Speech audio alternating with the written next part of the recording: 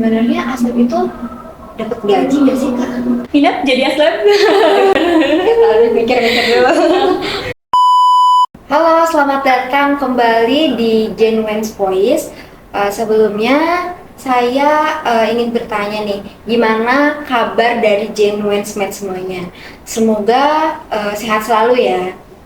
Nah, untuk podcast pada hari ini kita bakal ngobrol-ngobrol seru nih sama kakak yang tentunya keren banget. Nah, kalian penasaran nggak? Kalau penasaran, dengerin terus ya podcastnya. Oke nih, kita langsung aja ya. Halo kak, boleh perkenalkan terlebih dahulu? Oke, halo, terima kasih. Perkenalkan, nama saya Anggun Karoma, biasa disapa Anggun, mahasiswa semester 7 dan kebetulan di sini merupakan asisten laboratorium. Halo Kak Anggun, salam kenal ya, aku Nisha. Hey, Nisha. Oke Kak, di podcast kali ini kan kita bakal ngobrol-ngobrol seru nih. Yang tentunya nanti aku bakal banyak kepoin kakak. Jadi boleh nggak Kak nih? Boleh. Apa saja silakan dikepoin. Oke Kak. Kakak kan tadi kakak bilang kakak itu seorang asisten laboratorium ya Kak. Nah aku mau tanya nih Kak, sebenarnya asisten laboratorium itu apa sih Kak? Oke, ini simpelnya ya, asisten laboratorium yang ada di jurusan di Prodi Bimbingan dan Konseling Fakultas Ilmu Pendidikan dan Psikologi Universitas Negeri Semarang.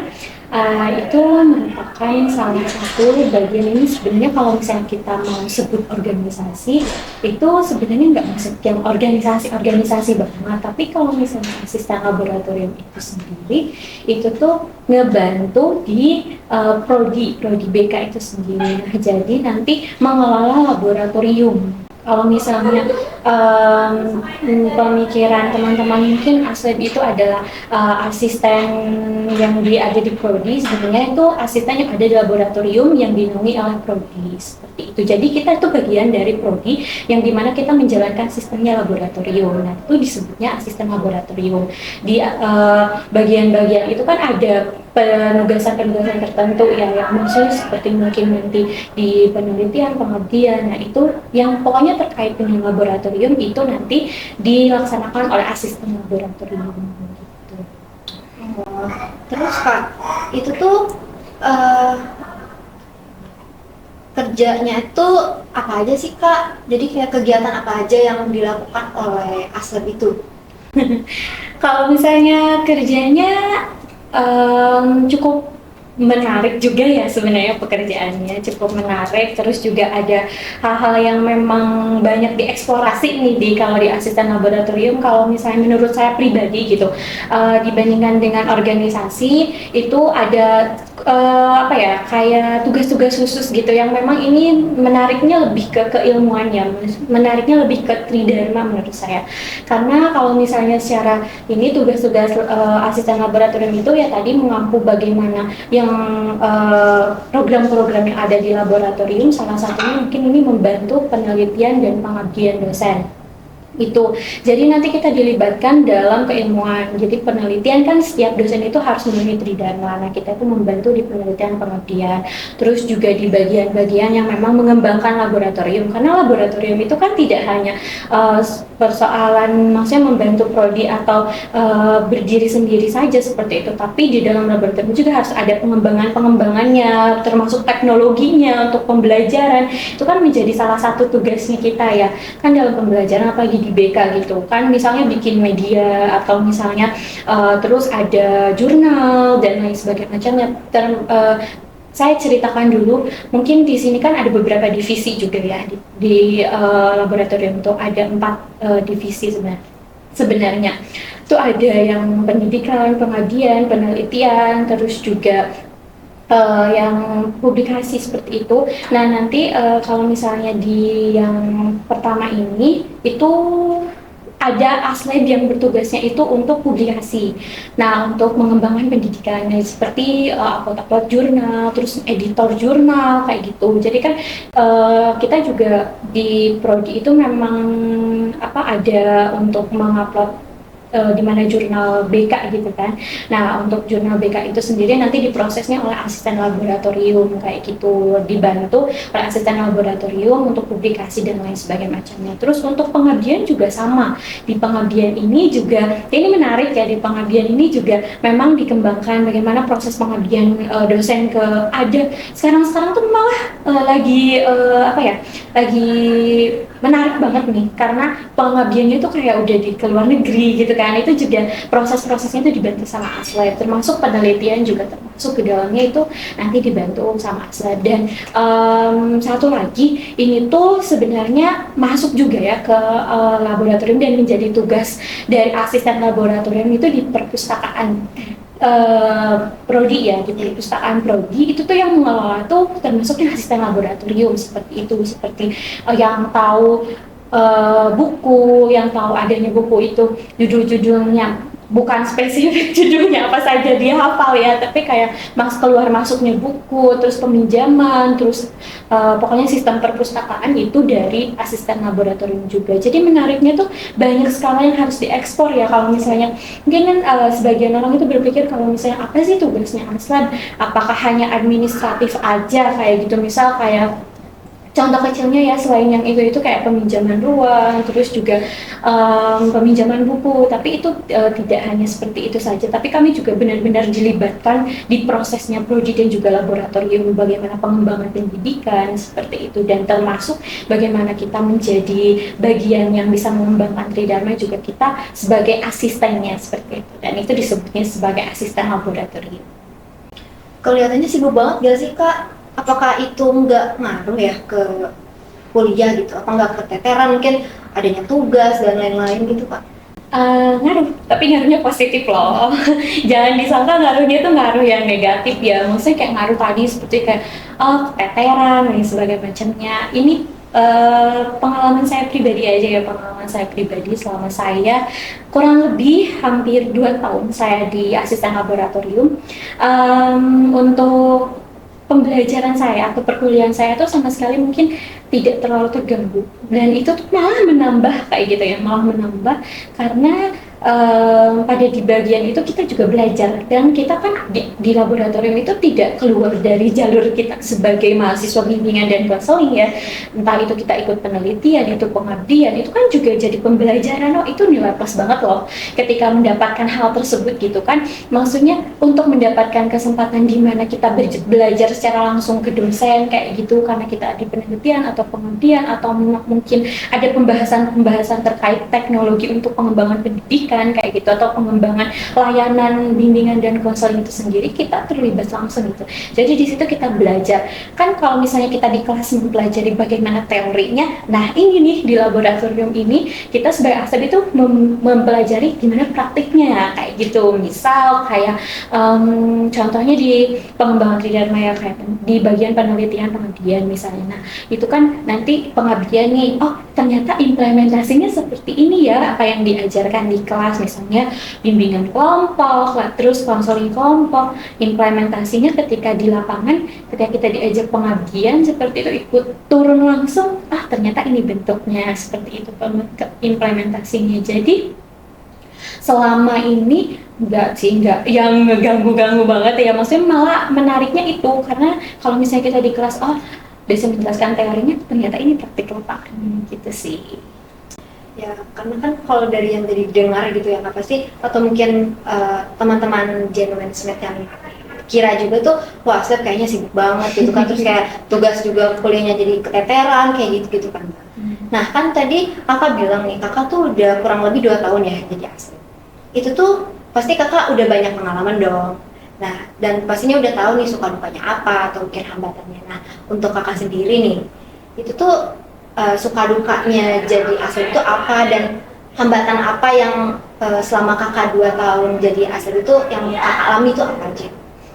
Oke, suka dukanya. Sebenarnya kalau misalnya suka dukanya, kadang balance, kadang enggak ya, kayak gitu. Tapi kalau misalnya disadari secara penuh, kayak gitu, disadari secara penuh, menurut saya pribadi ya, itu banyak sukanya. Mungkin ada karena saya merasakan ada perubahan besar ketika saya menjadi asisten laboratorium dibandingkan sebelum saya jadi asisten laboratorium. Mungkin di sini sebelum saya jadi asisten laboratorium, saya itu bukan tipikal yang administratif banget nih, bukan tipikal yang administratif banget. Dan mungkin ini juga dirasain sama teman-teman asisten laboratorium yang lain, kayak manajemen waktu dan lain sebagainya. Itu yang membuat saya merasa bahwa senangnya di lab itu atau jadi asisten laboratorium itu ketika sudah jadi asisten laboratorium, saya bisa menata, dan menata itu bukan hanya soal menata laboratorium itu seperti ini, tapi termasuk ke cara belajar saya, terus cara mengelola diri saya itu juga masuk loh. Itu yang membahagiakan untuk saya ya. Jadi saya tuh bisa mengontrol diri saya, mengontrol apa yang saya inginkan, terus memanajemen satu persatu, dan itu saya diajarkan di laboratorium. Mungkin prosesnya memang cuman pas awal-awal tuh hanya menyadari bahwa manajemennya manajemen administratif aja nih, kayak belajar soal ini, tapi ternyata itu bisa diterapkan loh ke kehidupan sehari-hari, misal dengan penjadwalan kayak gitu. Mungkin ada sebagian tuh yang mengatakan bahwa kan kuliahnya harus dari pagi terus di lab sampai sore kayak gitu kan, biasanya itu mungkin jadi beban-beban tersendiri gitu bagi yang lihat gitu ya. Tapi kan kita sebagai orang yang mungkin melihatnya secara positif, loh kita kan baru pagi nih morning person ya kayak gitu, lebih sehat lagi mungkin, terus kita udah aktivitas, terus nanti sore juga kita kegabutannya diisi nih. Ini yang paling seneng, diisi sama teman-teman kita nih di asisten laboratorium gitu. Bukan kita tuh di dalam sana itu tidak sekedar hanya untuk mengerjakan sesuatu saja seperti itu ya, tapi di situ ada proses dimana kita juga berinteraksi dengan teman-teman kita kayak gitu ya. Dan itu hal yang paling senang karena memang merasanya keluarga banget loh gitu, kayak kalau misalnya orang-orang memandang bahwa kita dipekerjakan di sana, tidak gitu. Maksudnya kita tumbuh subur di sana sepertinya ya, kayak tumbuh subur di sana karena beberapa hal yang memang dinikmati oleh kita sendiri, dipandang secara positif oleh kita. Tapi kalau misalnya dukanya ya mungkin ada beberapa hal ya, mungkin lebih ke ya kita menikmati waktu dengan teman-teman di sini, tapi mungkin untuk teman-teman yang lain di luar mungkin itu masih berkurang kayak gitu. Tidak seperti teman-teman yang lain kan mungkin bebas bertemu. Sebenarnya kita juga bebas ya untuk bertemu, tapi kan karena memang kesehariannya dengan mereka jadi cenderung nyaman ya sudah seperti itu. Jadi intensitas dengan teman-teman yang lain mungkin tidak terlalu banyak, tapi lebih banyak sukanya sih karena banyak yang harus diekspor. Nah Kak, pasti kan nanti misal nih kayak saya sendiri atau aku sendiri atau mungkin teman-teman Genuinesmate yang ingin daftar jadi asisten laboratorium, penasaran nih keuntungannya jadi asisten laboratorium itu apa sih? Apakah ketika kita menjadi aslab gitu ya, nilai kita tuh auto A gitu atau enggak, atau bagus gitu? Karena kan secara gitu dikenal dosen itu kan ya minat jadi aslab. kita harus mikir-mikir dulu. Oke, kadang itu persepsi yang unik ya menurut saya, kayak unik. Kamu aslab ya, kamu deket ya sama dosennya. Itu tuh kayak pengalaman saya so pertama kali saya jadi aslab, terus saya menggunakan ini sombong banget ya, bayangan ini, teman-teman saya tuh bilang enak ya jadi aslab kayak gitu, pasti nilainya ya kayak gitu, pasti maksimal nih, apa-apa gampang gitu. Sebenarnya itu tidak jauh ya, semua orang bisa mendapatkan itu gitu loh, bukan hanya sekedar aslab aja. Kenapa gitu saya bilang mengatakan bahwa semua orang bisa mendapatkan nilai A, semua orang bisa mendapatkan yang baik-baiknya kayak gitu, bukan cuma aslab aja. Mungkin poinnya adalah ini, ketika kita mau belajar, disitulah kita bisa mendapatkan itu semua. Jadi sebenarnya bukan gara-gara kita aslab, karena mungkin intensitas kita yang mungkin belajarnya lebih banyak karena harus ikut tadi tridharma, penelitian pengabdian, kita belajar lebih kan, sedangkan mungkin teman-teman hanya 1-2 orang saja yang mengikuti itu. Seperti itu sebenarnya bisa untuk mengikuti itu dan merekomendasikan diri pada dosen gitu. Nah itu proses pembelajarannya kita, jadi nggak ada tuh istilahnya kamu anak emas, nggak ada, sama aja. Kalau misalnya kamu nggak ngerjain tugas, kamu juga nggak masuk kelas, kamu juga bad attitude seperti itu dan lain sebagainya macam, kamu jadi asep sekalipun kayak gitu, ya itu nol besar sih. Maksudnya itu tidak akan menjadi proses yang baik buat kamu gitu. Dan memang kuncinya semua juga bisa mendapatkan hal itu. Jadi itu adalah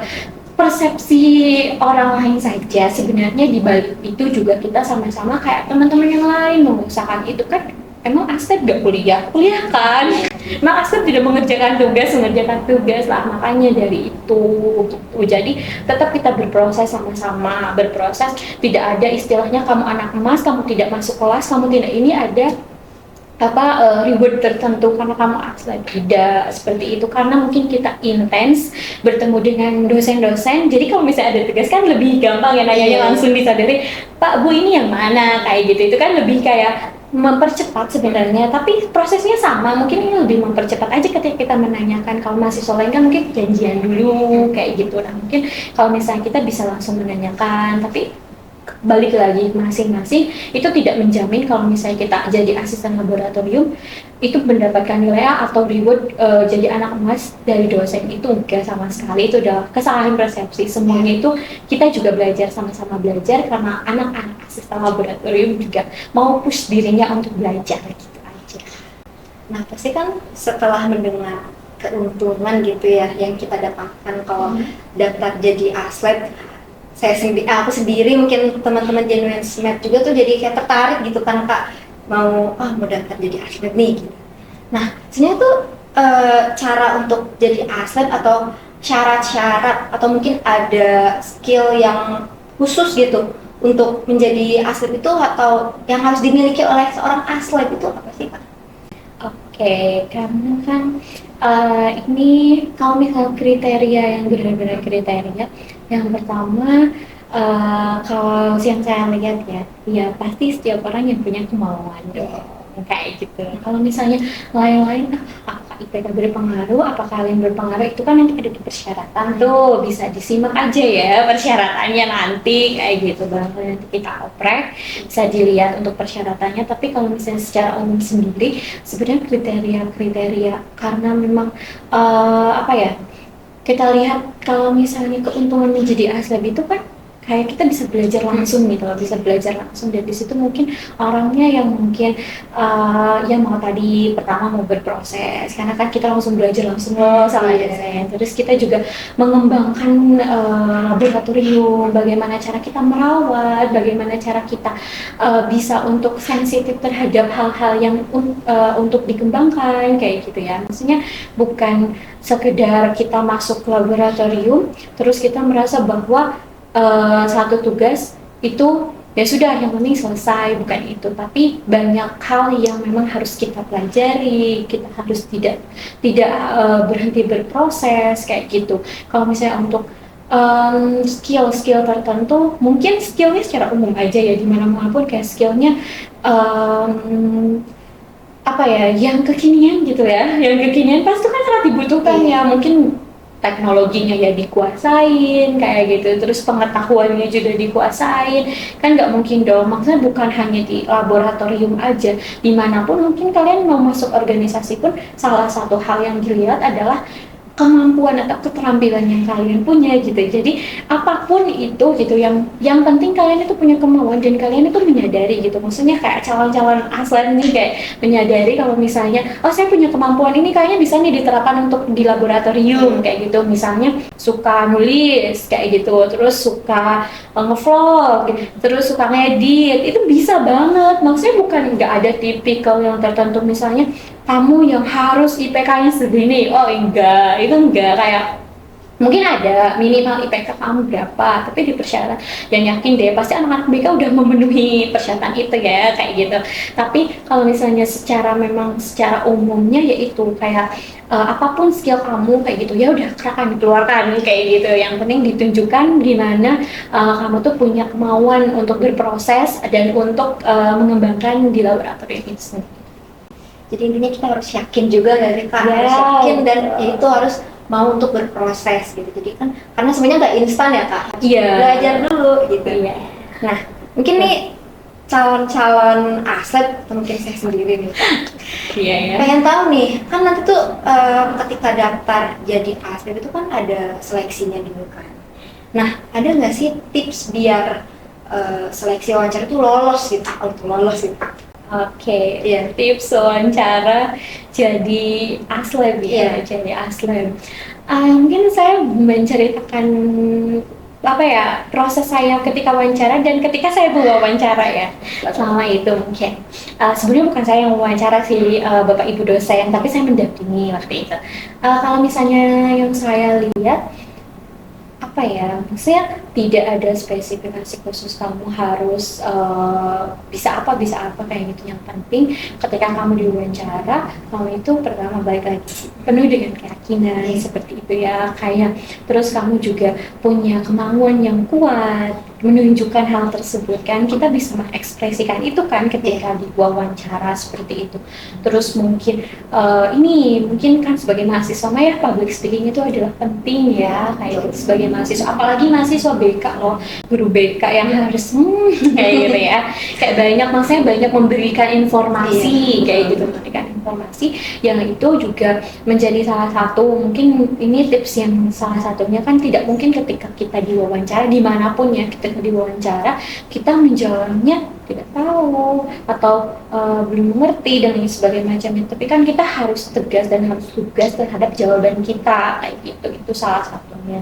Terus juga mungkin memahami diri sendiri ya pas sebelum wawancara itu, ketika mungkin nanti ada pertanyaan kemampuan apa sih yang kamu itu kelebihan apa yang kamu punya kayak gitu, dan itu kita harus udah menggali nih diri sendiri, oh ini kemampuan saya di sini, skill saya di sini, terus ya balik lagi terhadap tadi ya maksudnya bagaimana tips-tipsnya itu, terus kita menyadari bahwa oh iya betul ya, kita misal keterampilan atau misalnya ke apa ya kebiasaan apa ya, maksudnya apa yang kita bisa itu oh di sini kayak gitu, terus ya kita gali itu, kita explore itu sampai kita menyadari ketika diwawancara oke, kita udah bisa tuh maksudnya melihat-lihat dan bisa menjawab itu semua kayak gitu.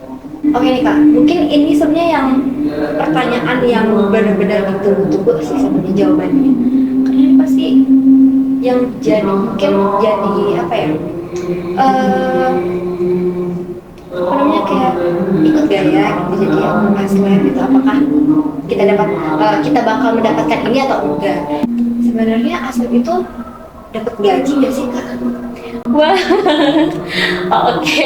Ini langsung jadi gaji nggak sih? Dari gaji nggak sih atau insentif ya? Yes. Gitu insentif. Lebih dari insentif ya, ini lebih dari insentif karena kita mendapatkan transfer ilmu ya. Kalau misalnya berbicara soal insentif, ini mungkin tidak yang kita harus menunggu itu ya, misalnya kayak harus oh kita di lab itu nanti kita kerja kita dapat gaji, bukan seperti itu. Sebenarnya kita di sana mau belajar gitu, mau belajar untuk apa ya, mau belajar untuk berproses, mau belajar untuk menata, belajar untuk bisa mengembangkan kayak gitu. Jadi kalau misalnya kita mengarahnya kepada hal itu berarti kita harus bekerja dong, istilahnya kita bekerja di sana, sedangkan kan kita tidak bekerja yang memang saya bekerja saya digaji seperti itu. Kalau misalnya memang ada hal, misal ada hal-hal yang memang kita mendapatkan hal itu kayak gitu ya, ya itu alhamdulillah gitu, maksudnya bisa diterima. Tapi kalau misalnya secara catatan kita harus mendapatkan gaji, itu sih ya enggak ya, maksudnya bukan kita kan di sini nggak kerja gitu, maksudnya nggak bekerja yang kita sebagai pekerja kita harus digaji, tapi memang mungkin ada reward tertentu untuk kita kayak gitu sih, bukan insentif ya, ini bukan gaji, bukan kayak gitu, tapi lebih ke reward untuk kita, mungkin bagian dari prestasinya kita, bagian dari apanya kita gitu yang direwardkan oleh prodi, dan itu sebenarnya juga bisa dinikmati oleh mahasiswa-mahasiswa yang lain ya. Mungkin kalau misalnya kita bisa melihat itu bukan gambaran yang memang reward itu bukan untuk sekedar kita yang sebagai atlet, kan kalian juga sebagai yang mungkin mahasiswa yang non atlet kayak gitu, itu kan bisa dapat hal itu tersebut kayak gitu, misal dari menang lomba kayak gitu yang sama lah persis halnya gitu, ketika kita memang mendapatkan sesuatu ada rewardnya ya kayak gitu. Kalau insentif dan gaji mungkin untuk saat ini itu tidak bisa disebutkan sebagai insentif atau gaji ya. Semoga ini menjawab rasa penasaran calon-calon aslep ya Kak. Oke Kak. Terima kasih Kak Agun karena sudah berkenan untuk diwawancarai nih, dikepoin dari tadi dari awal sampai akhir tentang gaji itu. Semoga apa yang tadi udah Kak Agun ceritakan gitu, kasih informasi itu bermanfaat untuk kita semua, untuk saya, untuk aku pribadi dan untuk teman-teman Genuine Med semuanya. Gitu. Oke teman-teman Genuine Med, semoga apa yang sudah tadi diperbincangkan, diobrolkan itu bermanfaat ya untuk kita semua dan dapat menjawab rasa kepenasaranan teman-teman semua. Terima kasih sudah menonton video atau podcast pada podcast kali ini. See you, bye bye. Thanks you.